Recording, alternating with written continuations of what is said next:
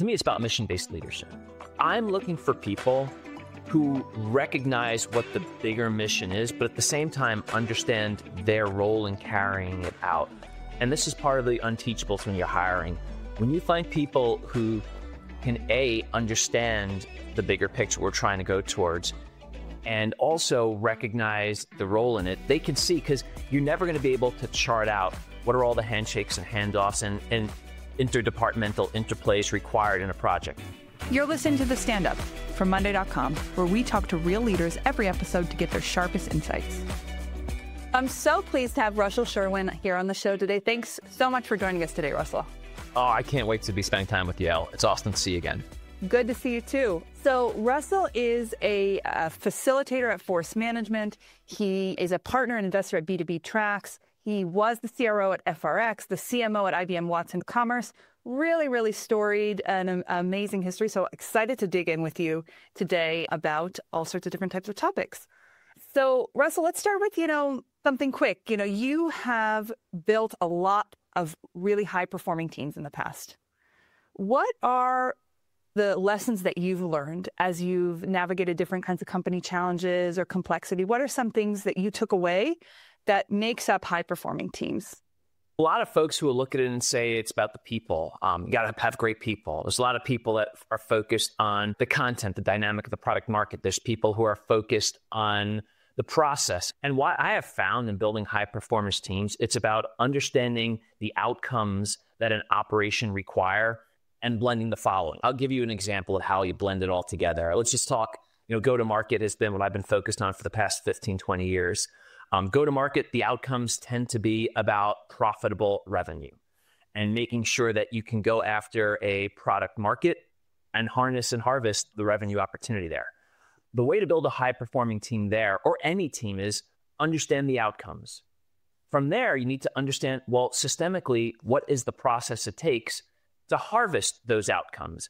And so in the world of go-to-market, you build a typical funnel, which you have top of the funnel, make buyers aware. From there, it's have a value hypothesis, prove out the value hypothesis, capture the value through a negotiation, harness the value, and renew. Well, within each of those stages, from there, it's, what activities happen to drive the outcomes or the sub-outcomes or the milestones needed in each stage of the revenue harvesting process. Once you have the activities, then you could dive deeper and say, what skills are needed to carry out the activities effectively and efficiently that are going to drive the milestones that are going to systemically and globally at scale achieve those outcomes. And here's where it gets interesting. So we now have a set of skills required to carry out activities that are following the milestones within a process. Once you have those skills, you can break it out into roles on one hand. And then in addition to roles, you could break it out into which of the skills are teachable and which of the skills are not teachable. Now we're getting really pragmatic, because once we know the skills that are not teachable, we start building a hiring plan and an interview plan. And that's where we're looking for culture, which is what I think monday.com does so well. For instance, a no asshole policy is probably going to trump somebody who is really good at Smartsheet, let's say. I'd rather have a no asshole than somebody that knows the competitive dynamics, because monday.com can teach the skills and how to differentiate the monday.com product. So once you know the teachable skills from the non-teachable skills, all of a sudden you can have a very focused plan on what employee enablement looks like and employee hiring and development looks like. And so where a lot of people miss, a lot of people just love to carry out processes, or a lot of people are the touchy-feely type, which is, we're going to hire great people. Well, what we need to do is systemically understand the outcomes, have a very clear and tight process that has very clear gates and clear milestones. And then finally, an employee development plan, which understands what are the type of people we're bringing on to create the culture we care about. The main point I wanted to convey is that it's not about the people. It's not about the process. It's not about the systems. It's about bringing them all together, keeping in mind what the end outcome has to be, and making sure there's absolute clarity for each individual as to what their role in the process is and what their handoffs and their interplay is between the different roles that are involved in the operation. Of course, it takes a leader who could look at the big picture and adapt to circumstance as things change or things don't work.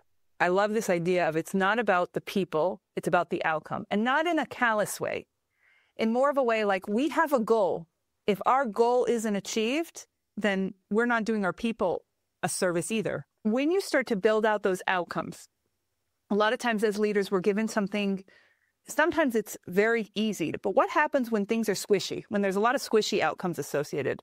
Part of what you discuss, the interplay between departments, things like that. How do you think about those skills when the outcome is more squishy? There's outcomes and then there's missions. So when we're hiring, we're looking for people who are passionate about the mission and bought in, but also great leaders who can adapt. Because at the end of the day, when it's squishy, like clearly revenue is an outcome, but let's say a mission, like your buddy Pierre likes to say, I think his exact words are, we're going to make a great experience and make each knowledge worker the best version of themselves. But in that hiring process, the things that are unteachable are, is there passion for the mission? And frankly, is there an understanding of the mission? I think, honestly, that's where leadership comes in when you can't look at the scorecard and, say black or white, are they doing it? We need people that understand the mission, which is the non-teachables, and then people who have demonstrated leadership abilities to manage their ambiguity.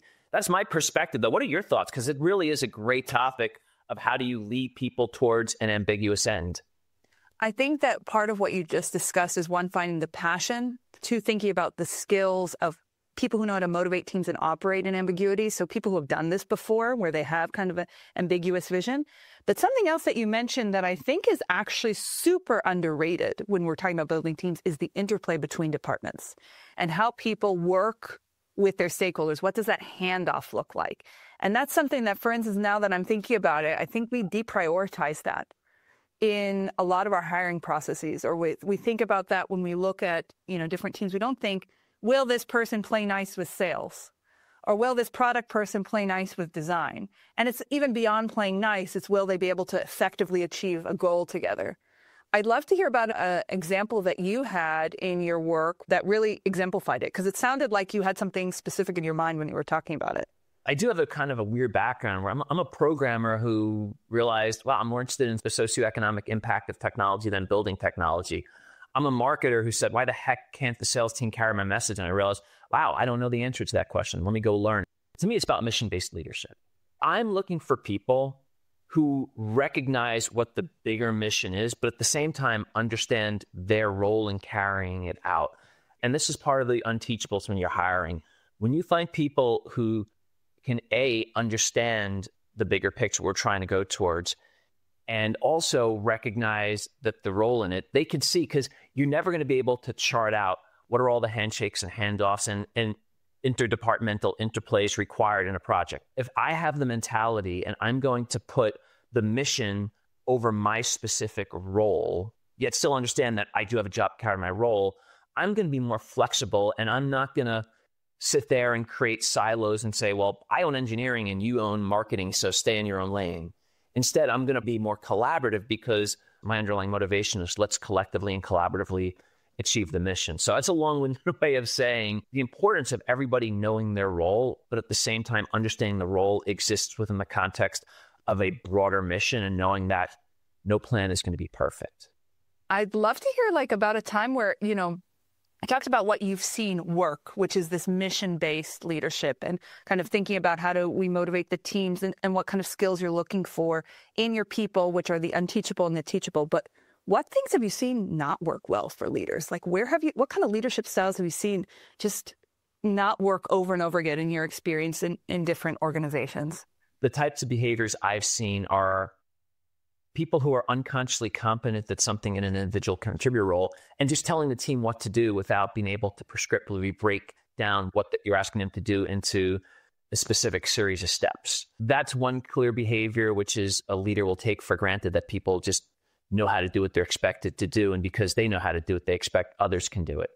I'd love to transition to a section of the show that we call, How I Failed. I'd love to hear a little bit about something that you failed at.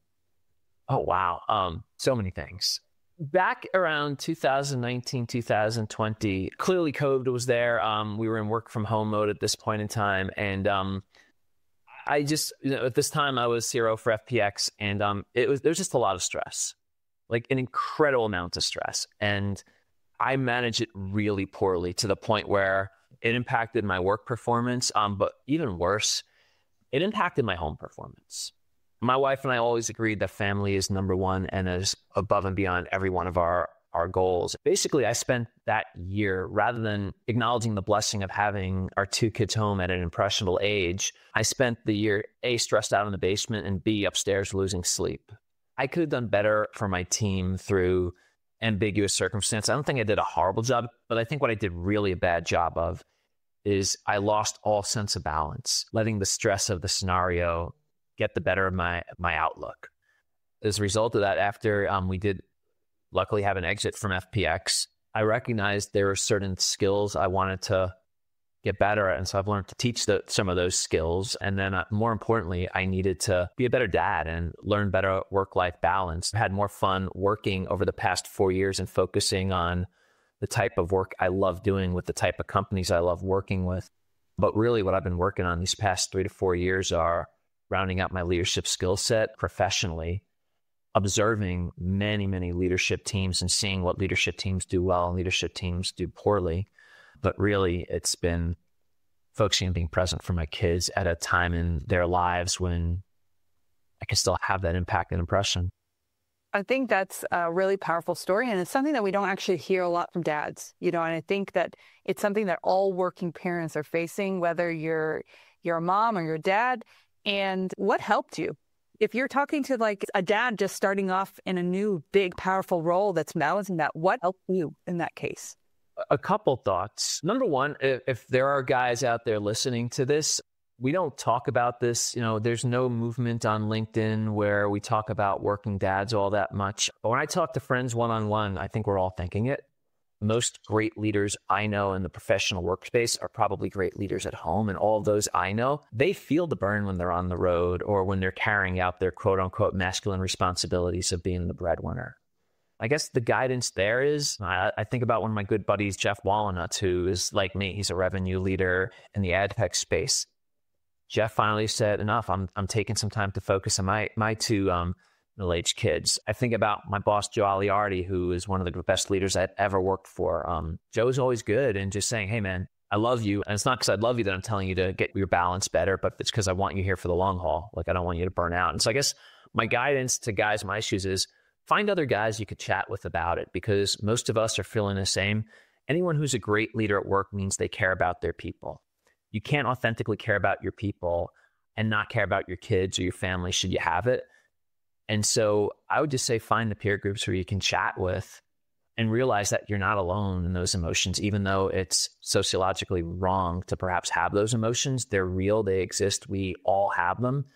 And if it makes you feel any better, you can't be an authentic leader if you're not taking care of your family and what's happening at home. And I guess what I'll say also is if you can be a maniacal overworker for only so long until it catches up with you.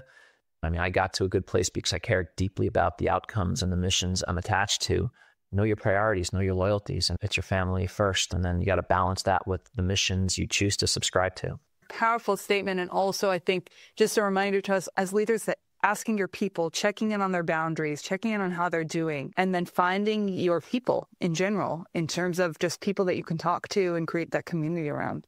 Because we always hear about working moms, and I don't think enough is said about working dads in general. I would love to go into a professional fire round, like really short answers. What's your best 1-sentence piece of advice? Find your passion. Follow your passion with the caveat that there must be outputs, specifically money, from that passion that will satisfy your standard of living requirements. But put your passion first. Amazing. What's one thing that everyone gets wrong about being an executive? People don't realize that executives are humans as well. And we see the budget, we see the prestige, we see the platform and the stage. But what we don't realize is the level of pressure we're under. What really is not seen is the higher up you go in an organization, the more trade-offs you have to make. And so most companies I've worked with, the leadership team, the levels of integrity is so high. But what people miss are the trade-offs that we're making, which make people think that the leadership is flawed. It's the amount of decision-making and trade-offs. It's incredible. And so what people miss is the high levels of integrity most corporate officers have. And that's just because it's just easy to throw rocks from the bleachers. So Russell, thanks so much for joining us today. If our listeners want to hear more about you or learn more about you, where can they go? Oh gosh, come to my website. ChatGPT and I are in the process of building it right now. It's www.b2btracks.com. It's a bit of a passion project as I'm debating whether I turn my hobby into a business.